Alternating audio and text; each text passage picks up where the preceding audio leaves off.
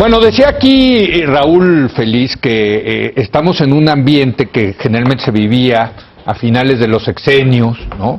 Y la gran diferencia, pues, es que a finales de los sexenios ya había luz al final del túnel, porque había la posibilidad de que llegaba otro gobierno. En un sistema parlamentario, quizá en el contexto actual que estamos viviendo, hubiera caído el gobierno, se hubieran llamado nuevas elecciones, etcétera.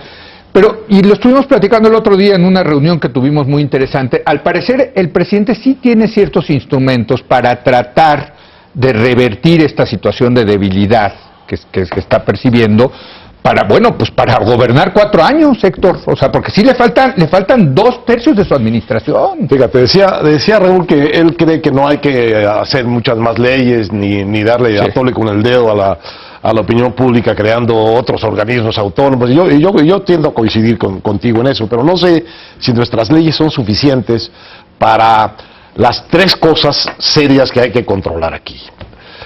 La primera es todo el dinero federal suelto que anda en manos de gobiernos estatales y que son, digamos, autorizados en su gasto por sus congresos locales. Ese mecanismo es un mecanismo de automática corrupción de la vida política local, porque tienen dinero los gobiernos locales y se los autoriza a su congreso. ¿Qué hacen?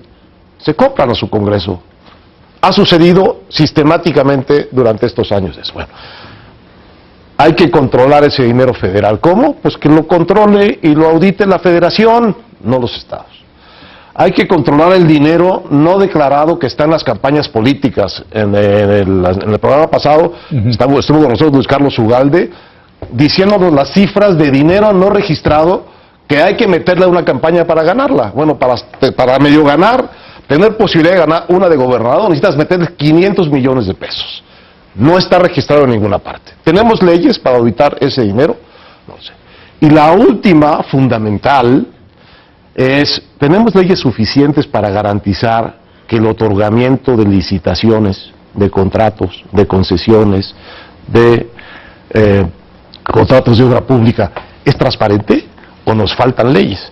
Porque si no podemos controlar esas 3 cosas, que tiene que empezar por el control ciudadano del patrimonio de los políticos y de quienes ejercen la vida pública, va a ser muy difícil que demos pasos serios hacia la corrección de esa cosa que, repito, viene desde la colonia. Desde la colonia está en la vida pública de México la idea de que los puestos se pueden comprar como una inversión de la cual hay después que obtener el beneficio implícito, ¿verdad? Si no, ¿para qué? Que eso tiene mucho que ver. Ahora, también hay el problema que, bueno, los políticos en México, con algunas importantes excepciones, los últimos 50, 60 años, sí han sido personas que por un motivo u otro tienen un valor patrimonial y de ingreso infinitamente superior, no solo al país en su conjunto, sino a la clase media alta del país. Son ricos. Del alemanismo para acá, digamos, para ponerle un corte de caja, los políticos mexicanos que han sido gobernadores, secretarios de Estado, como decía mi tío Javier, que pedía, nada más que me den una descentralizadita. Chiquita, no tiene que ser una grande, una descentralizadita. Una empresa, ¿no? Sí, una empresa descentralizadita. Sí. No tenía que ser así tampoco. Pero, entonces, eso ha creado un problema real en México de separación, de brecha entre unos y otros. Y eso abona la opacidad, porque los políticos, como saben eso, y no quieren ser ventaneados, no quieren que la gente sepa de qué tamaño, de qué magnitud es esa brecha. Entonces, y que, sobre todo, ¿a qué se han dedicado toda su vida? ¿A la política? Pues sí. Sí, o sea, sabemos que el presidente Peña Nieto tiene casi 50 millones de pesos de su patrimonio, ¿sí? el que ha declarado, y se ha dedicado toda su vida a la política, ¿no?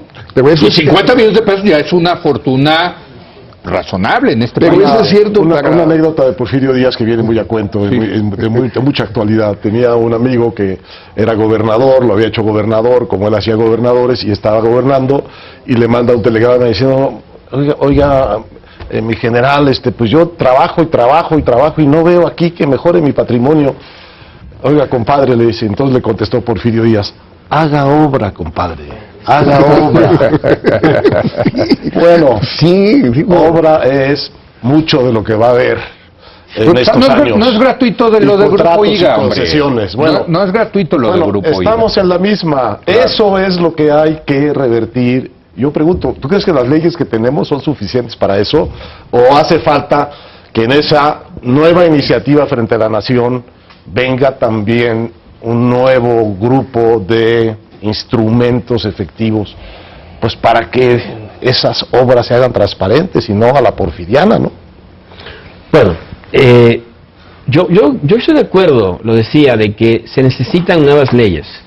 Lo que iba yo es al punto de lo que mencionaba Jorge al principio, esa dualidad entre la legalidad, el México real y el México formal, ¿no?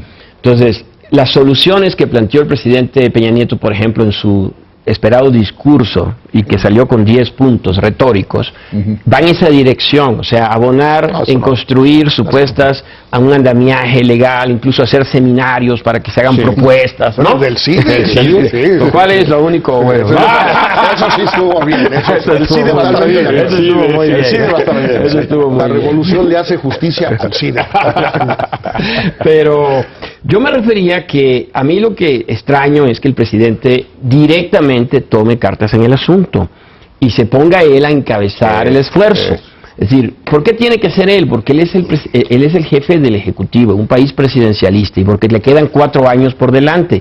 No puede ser otra persona. Es decir, yo estoy de acuerdo que la sociedad civil, el Congreso, debe ir construyendo las instituciones.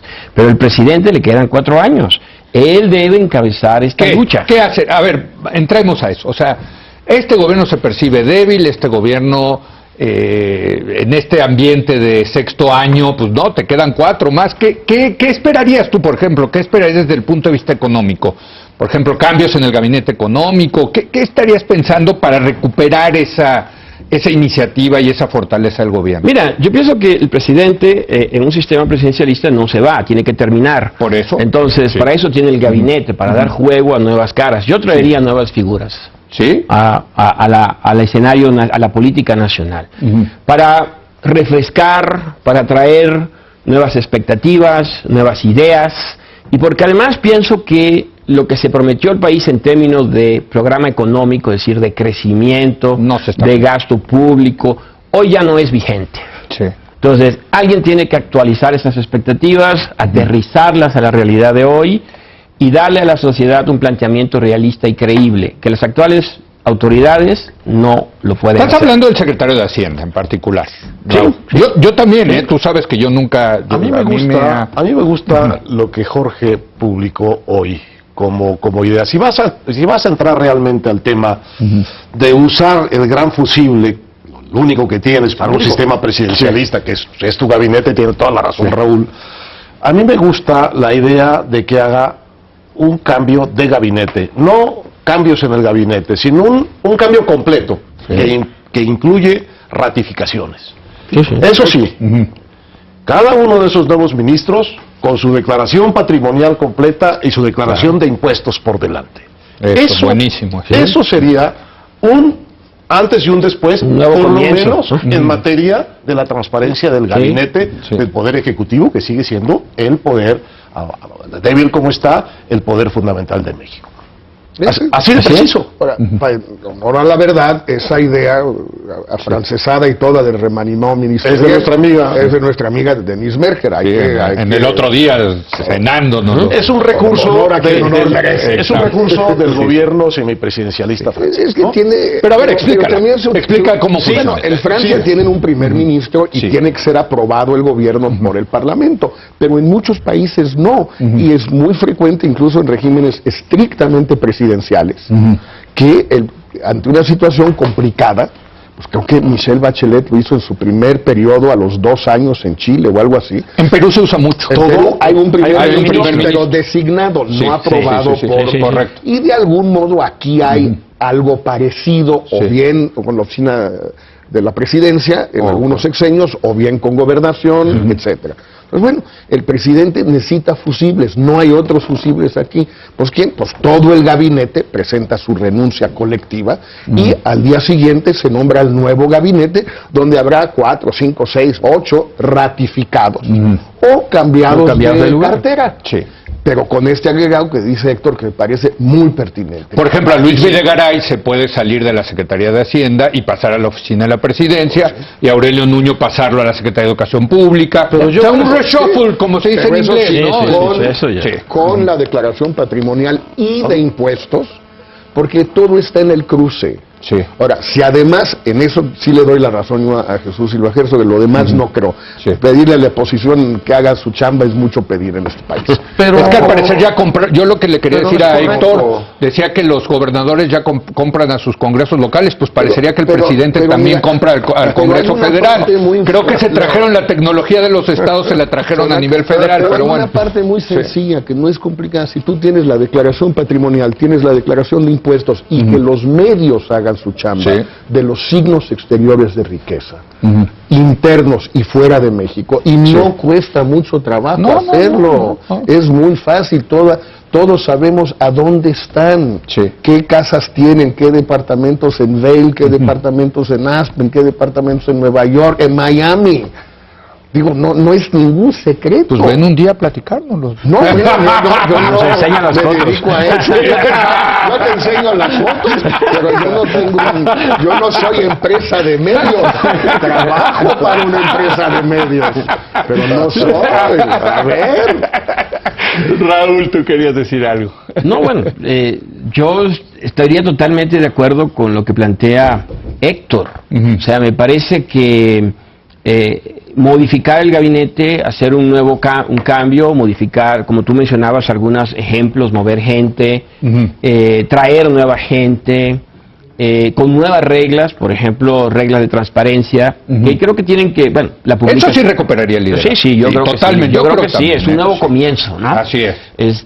Y yo diría, pues, debe de ser una exigencia. Aquel que quiere ser funcionario público tiene que pasar por esa molestia de estar transparentando sus bienes públicos. Y no solamente eso, sino sus transacciones. Yo pienso que las tarjetas de crédito, todas las operaciones deben hacerse públicas. Por eso Y la que esa es declaración una- de esa es impuestos una- es importante, porque Correcto. también sale tu fuente de ingresos, ¿no? Ahí sí, con eso ya es muy difícil. Ya es esconder muy las cosas. difícil. Ahora, Así es. el cambio de gabinete así también tendría que tener, yo creo, un criterio político de ampliar realmente Muy chiquito. la calidad y las relaciones Sí, de eso es muy gobierno. importante, muy No importante. estoy diciendo que traiga a gobernar a sus enemigos ni a sus adversarios. No. No, que con la gente con la que él tiene confianza, pero en un criterio de un gabinete que esté más, digamos, conectado con la sociedad, que sea un intermediario más eficaz para Abrir el el propio juego, gobierno. ¿no? Abrir el juego, abrir el Lo que en juego. México se llama como abrir el juego. Abrir Se el conoce juego. como abrir el juego. No, Eso y es que tú lo decías en un artículo hace poco, Jorge, de que nada más se están hablando, hay una sensación de que se están hablando nada más entre ellos. No puede ser demasiado complicado. Cuando Luis Videgaray toma la decisión en octubre de 2012 de comprar una casa de fin de semana de cierto valor y de comprarlo de esa manera, si se lo hubiera preguntado a cualquiera que no fuera del circulito de amigos, Le hubieran dicho, cuidado, maestro. No, le hubieran dicho, maestro, no, que cuidado, aguas, te van a estás caer, loco, o se van a caer a estás palos. loco, estás loco. Bueno, o sea, Pues no sí. te la vas a acabar. Sí. Obviamente, como sabes que no le falta inteligencia y como sabemos que cometió el error, Sí. entonces la única conclusión están posible es que hablando no entre- platicó con nadie. Sí. No se lo consultó a nadie más que a su esposa, a sus cuates, Peña, qué sé yo. Bueno, pues es una aberración. Y eso fue cuando estaban llegando, no habían llegado. Imagínate cómo están ahorita. Ahora, eso, el día de hoy Ciro Gómez Leiva habla de una reunión que tuvieron el viernes pasado con el presidente Peña Nieto y dice que cuando le preguntaron de cambios en el gabinete, él dijo, no, pues a mí me gusta gobernar con los mismos, así lo he hecho en el Estado de México. Bueno, eso es no entender, pues eso no es entender la gravedad o la coyuntura crítica que estamos viviendo, Héctor, ¿no? Bueno, o sea, yo me siento cómodo así, no me lo muevan. Bueno, Pues, perdón. los pero- americanos dirían, we are not in Kansas anymore. We are not in Toluca anymore. Exacto. Pues yo sí, creo no. que están yo creo que están en la hipótesis de que es una crisis, una burbuja crítica de opinión pública que tiende a pasar, ¿no? Sí. Como es. Pero la verdad es que cada vez que aparece un pequeño indicio de otra casa, un pequeño indicio de una transacción, de conflictos de intereses, con una que aparezca, vuelve otra vez la película completa, ¿eh? Y me parece que es imposible Pero que no aparezcan más. Repite tu metáfora, es muy Sí, buena. es muy buena la que nos dijiste. Bueno, porque estamos viendo unas heridas, ¿no? Pequeñitas, ¿no? Que al final son una casa y otra casa. Nadie está hablando aquí todavía de riquezas inexplicables, gigantescas. No, son dos heriditas pequeñas. Nomás que esas dos heriditas, a lo mejor lo que están diciendo es que no dejan de sangrar, porque a lo mejor o eres hemofílico o tienes leucemia, ¿no? Lo que importa es lo que está atrás. ¿eh? Y Lo te que está puedes ir atrás. desangrando. Bueno, te vas a ir desangrando, Te vas a ir claro, desangrando. porque repito, no es solo un problema del gobierno, aunque todas las baterías estén orientadas, no creo que haya un político de alto nivel en México que aguante muy bien unas auditorías de este tipo. Es Ahora, decir, es parte de nuestra historia, es parte de nuestros usos y costumbres, está ahí desde hace mucho A ver, tiempo. pregunta, porque el presidente lo dijo cuando entró, y nos vamos a una pausa, lo pongo sobre la mesa. El presidente cuando entró dijo, el presidente no tiene amigos. ¿Habrá un amigo o a una gente cercana que le esté diciendo la neta al presidente? Ahorita. Digo, no sé, supongo que no ve la hora de opinar. No. ¿No? Entonces, bueno, ya No, pone los medios yo y le ha de tengo dar así entendido de que ese cada estomacal, lunes- ¿no? que cada lunes por lo menos sí, o sea, religiosamente. ¿Sí? Pero tengo entendido, sí, bueno, haría ¿Con su mal en esposa? Claro, Sí. Y el gabinete. Entonces ya sabe. Todos, entonces ya digo. Ya sabe algo de cómo se ve desde aquí, desde las tribunas. Pero en fin, hacemos una breve pausa y regresamos.